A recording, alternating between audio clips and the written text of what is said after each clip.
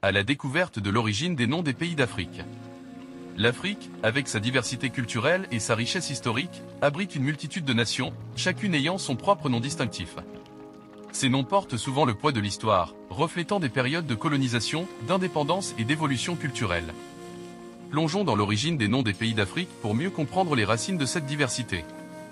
1. D'influence linguistique et autochtone.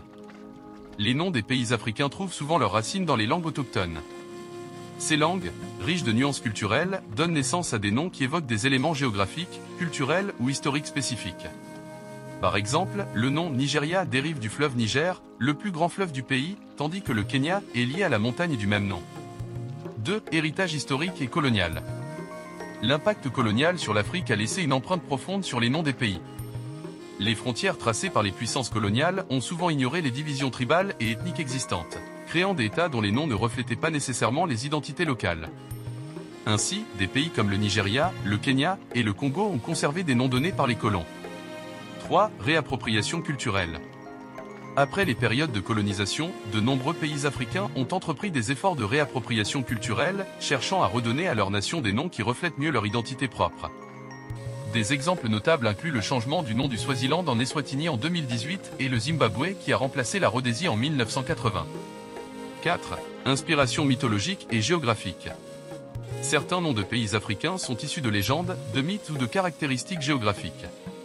Par exemple, le nom Mali est lié à l'Empire du Mali, l'une des grandes puissances médiévales d'Afrique de l'Ouest.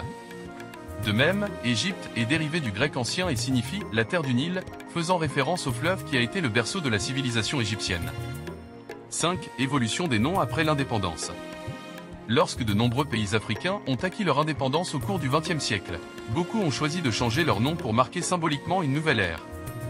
Par exemple, le Ghana a été rebaptisé après son indépendance de la Grande-Bretagne en 1957. En conclusion, les noms des pays africains sont le reflet de l'histoire complexe de ce continent. Ils sont imprégnés de diverses influences, allant des racines linguistiques autochtones aux conséquences de la colonisation et aux aspirations post-indépendance.